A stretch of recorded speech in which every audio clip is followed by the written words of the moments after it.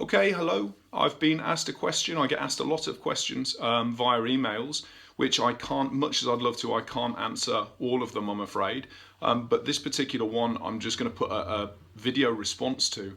The reason being is that it's something that I know a lot of people, certainly with particular breeds, will experience. It's not a major problem, but it can be potentially hazardous to the dog, and it can become problematic or annoying for owners as well. The problem that I've been asked, or the question that I've been asked, is how to use a remote training collar to facilitate achieving the desired behaviour in a dog, which picks things up around the household, so either things that are dangerous or things that are of value, and runs off with them, or sort of like creates a game with the owner in terms of not giving this item up, okay, and rushing around and keeps doing it, a dog that keeps doing it.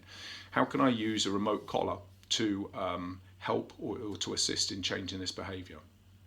The first thing that I would say in respect of this particular question is that the dog concerned is 13 months old, and I'm not going to say, oh, okay, it's a young dog, then that's absolutely fine, let them go ahead and pick things up, but that's not what I'm saying. But it is a young dog, so it's a young dog that's learning, but coming into maturity, all right? And the other thing is it's a retriever, and all right, so the clue is there as well. The dog is genetically predisposed to want to pick things up and carry them. They are dogs that like to have things in their mouth because that's what they're bred for. That doesn't mean that it's therefore permissible or of benefit or desirable that the dog picks things up, any old thing, and carries around in its mouth. But it's just to basically rule out the factor that the dog is doing it to be spiteful or to be, in some way vindictive or whatever towards the owner. That isn't what's happening. You've got a dog that's carrying out a part of its genetic sequence, which is to pick and carry and hold. What happens though is that there may be certain things that we don't really care about. If the dog's out and about and picks up a ball or maybe a small stick or something, we're not really that bothered about that perhaps. But when we get home and it's the TV remote, or it's some valuable underwear, or it's something else, a mobile phone or something that has value to us, instantly we spring to life and we try and take that from the dog because we know that it's potentially dangerous and also that it's valuable. But what this obviously does then is teaches the dog that certain articles, certain items promote and generate games and interaction with the owner. And the more frantic and sort of like desperate to get hold of the thing that I become, the more fun the game becomes for the dog.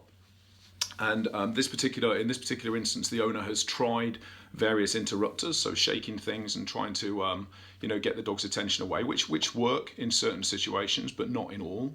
So it hasn't immediately suppressed the behaviour, but it isn't going to, because you're talking about a retriever, and retrievers like to retrieve, particularly if they're of certain breeding.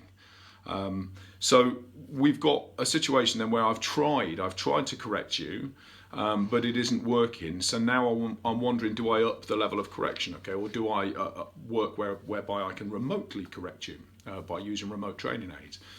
And the thing that I'd really, really like to hammer home here is that there are many more ways than one to address a problem. And in this particular instance here, if it was a singular item that a dog was always going for, always electrical cables, okay, say that a dog always went to, say, chew on electrical cables, then I would sooner give the dog the startle than have the electrical cable do it. And you could say, oh, well, manage your dog or manage the environment or keep your dog out. This is just an example, all right? I don't want to get into the availability of electrical cables around a household, because everybody's household is different and it's a pointless argument. But if it's a specific target, then yeah, perhaps I can use interruption, I can use startle, I can use punishment, I can use correction directly related towards the touching of that or moving towards that article. But when I'm talking about general picking up of various articles, if I start using punishment, or if I start using, punishment is correction, it's the same thing. So I try and reduce the frequency of the behaviour that caused it to happen. If I start using that, I know what I'm trying to do. So in my mind, I'm saying, I don't want you picking up that, and I know that. But my way of communicating to that dog is wrong, or startling, uncomfortable, whatever it happens to be, depending on what I'm doing. It's too big an ask. It's too big an ask. There are too many things, there are too many opportunities, too many things in life that your dog is going to want to pick up for me to be there all the time to say, that's wrong. And ultimately, I have a retriever, and a retriever is pumped to be doing that particular behavior. I'm genetically hardwired to be doing that particular behavior. So I'm not at fault. It's nothing that I'm doing. I'm not deliberately trying to be bad. I'm not, rehearsing something just for the sake of the fact that it annoys the owner. But I still want my dog not to pick up X, Y, and Z. There are certain things. So how do I go about it?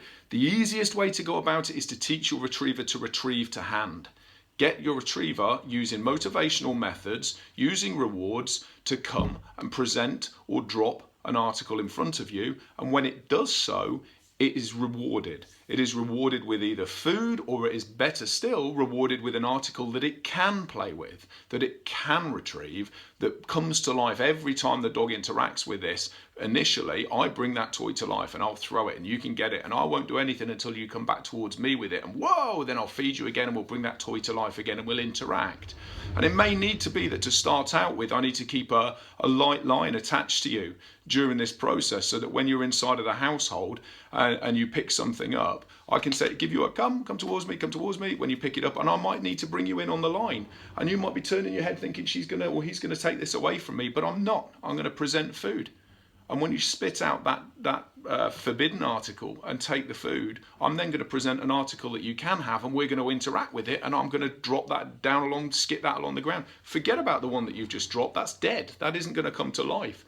This one, this permitted article, is now coming to life, and we're going to work and we're going to play with it, and I'm going to develop drive for that. So each time you bring it back, I'm going to fuss you and call you a good boy, good girl, well done, hold on to it a little, present some food, hand opens, dog takes the food, way out comes the toy, and start to bring it in. So I go from luring with food into then introducing cues, or introducing an association that the dog has or that the dog develops, that I bring this thing to you, I release it, I get fed, or I release it, it comes to life, or I release it and I don't know which one of those two, or praise which one of those three is going to happen, but something's going to happen when I release this article in front of you, and it's good.